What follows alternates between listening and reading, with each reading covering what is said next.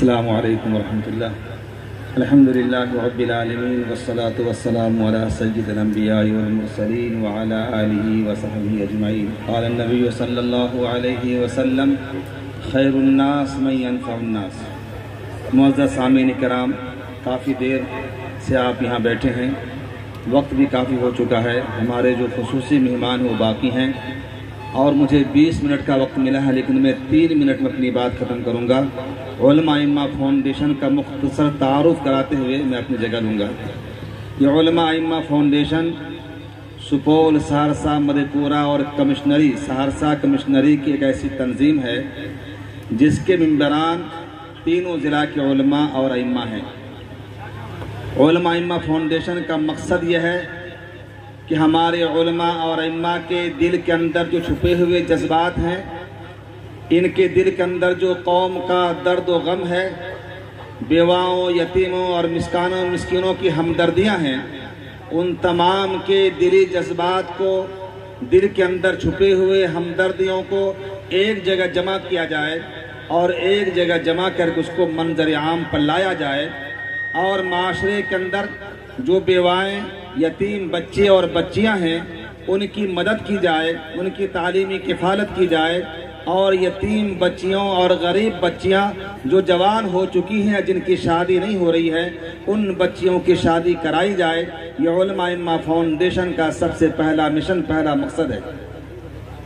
اب جانتے ہیں کہ علماء ائمہ ہی قوم کے رہبر ہیں اور یہی قوم کی صحیح رہنمائی کر سکتے ہیں، خواہ وہ دینی ہو یا دنیاوی. دونوں طرح کی رہنمائی علماء اور ائمہ نے ہمیشہ کیا ہے اور آئندہ بھی ہمیشہ یہ حضرات کرتے رہیں گے.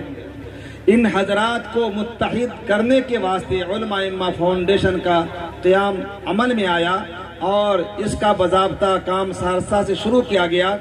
آپ کو حیرت ہوگی کہ چند سالوں کے اندر علماء ائمہ فاؤنڈیشن نے اپنے طرف سے 65 غریب اور یتیم بچیوں کی شادی کرائی ہے اور ان تمام بچیوں کو اپنے بیٹی کی طرح سے محبت کے ساتھ اور اس کے مکمل سامان جہیز کے ساتھ اس کو بڑی پیار و محبت سے اس کو اپنے سسرال رخصت کیا ہے.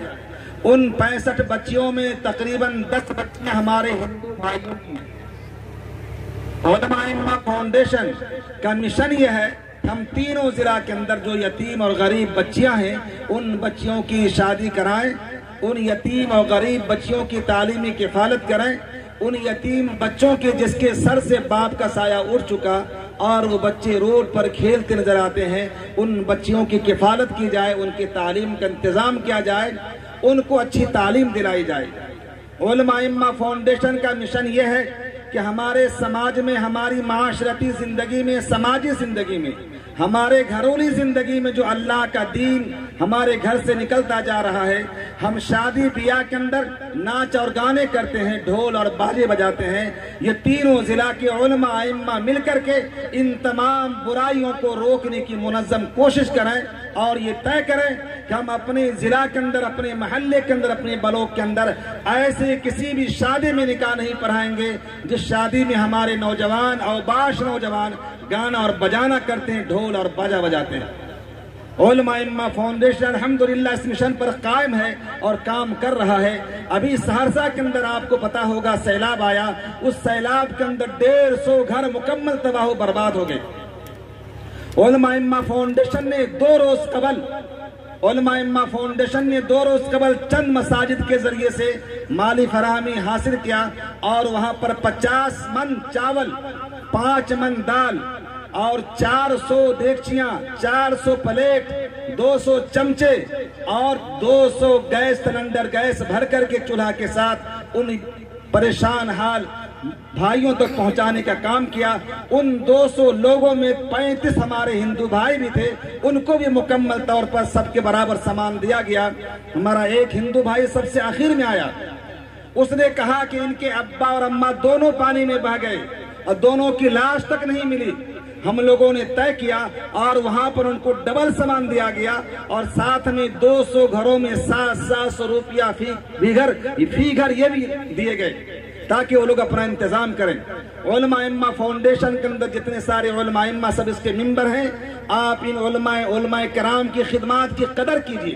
ان علماء کرام کے ذریعے سے چلائے گئے فاؤنڈیشن کے مشن کو آپ آگے بڑھائیے۔ اپنے شادی اور بیاہ کو ناچ اور گانے سے پاک و صاف کیجئے۔ اللہ کے نبی کی سنت کو اپنے گھروں میں لائیے، داخل ہونے دیجئے۔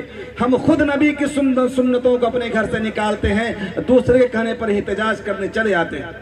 دوستو اور بزرگوں، وقت نہیں کہ آپ کو تفصیل ساری بات بتائی جائے، علماء ائمہ فاؤنڈیشن کے مشن کو آپ کے سامنے رکھا جائے۔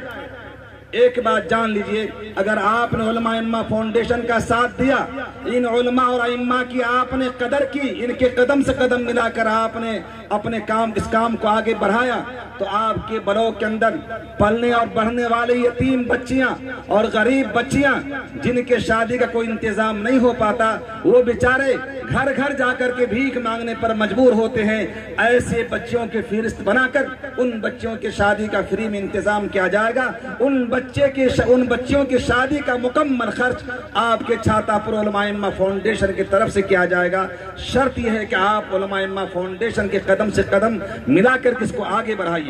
اور دوسری اہم بات یہ کہ اپنے علماء کی ائمہ کی قدر کیجئے۔ ہمارے مسجد کے متولیان، ذمہ داران، کمیٹی کے لوگ مسجد کا فرش بناتے ہیں، مسجد میں اے سی لگاتے ہیں، مسجد کے پیشاب خانہ پاخانہ میں ٹائلز لگاتے ہیں، ایک دیوار کو توڑ کر دوسری دیوار بناتے ہیں، ایک ٹائلز کو ہٹا کر نئے ٹائلز لگاتے ہیں، اور وہ حضرات اپنے امام کی تنخواہ 4 سے 5 6 ہزار روپیہ دیتے ہیں۔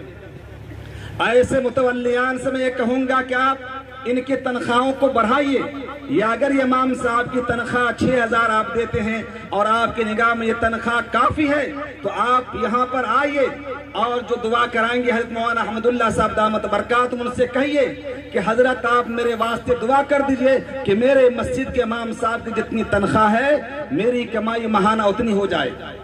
آپ یہ دعا کرا کر جائیے۔ یا نہیں، اگر آپ یہ دعا نہیں کرا سکتے اور آپ یہ سمجھتے ہیں کہ اتنی رقم میں ہمارا گھر نہیں چل سکتا، تو آپ بھی اپنے امام کی قدر کیجئے، ان کی تنخواہوں کو بڑھائیے، ان کی عزت دیجئے۔ وہ امام آپ کی جنازہ پڑھانے والا، آپ کے بچوں کی شادی میں نکاح پڑھانے والا ہے۔ اگر آپ نے قدر نہیں کیا تو یاد رکھیے چند سالوں کے بعد آپ کو اچھے امام نہیں ملیں گے۔ آج بھی صورتحال یہ ہے کہ بہت ساری مساجد میں اچھے امام نہیں ملتے ہیں۔ ان کی قدر کیجئے، اللہ سے دعا کیجئے اللہ تبارک تعالی علماء ائمہ فاؤنڈیشن کے مشن کو آگے بڑھانے میں علماء ائمہ فاؤنڈیشن کی غیبی مدد فرمائے۔ آمین ثم آمین، وما توفیق الا باللہ۔